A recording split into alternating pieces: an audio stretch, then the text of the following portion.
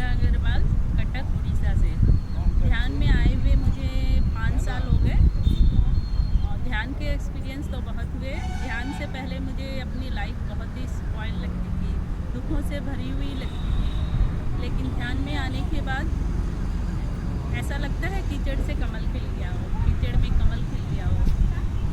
बहुत दुख दर्द तकलीफ जो मुझे कीचड़ लगता था जीवन, ध्यान के पहले अब मुझे कीचड़ में खिला हुआ कमल लगता है। और ध्यान में आने के बाद मुझे ज़िंदगी एक उत्साह, एक उमंग, हर पल उत्साह लगता है। हर पल मैं आनंद में रहती हूँ। कोई दुख तकलीफ आते हैं तो उसको चैलेंज का रूप देती हूँ, समझती हूँ। जो हमारे गुरुजी सुभाष पत्री जी ने बताया कि लाइफ में कोई भी प्रॉब्लम आती है तो वो एक चैलेंज है, और जितने ज़्यादा चैलेंज आते हैं उतनी ज़्यादा आपकी आत्मा की ग्रोथ होती है, क्योंकि यूनिवर्स ने आपको बेस्ट रोल दिया है, इसीलिए ज़्यादा चैलेंज है। जो बेस्ट रोल होते हैं तो वो हीरो के ज़्यादा चैलेंजिंग रोल होते हैं ना, तो हम अपने आप में प्राउड फील करते हैं।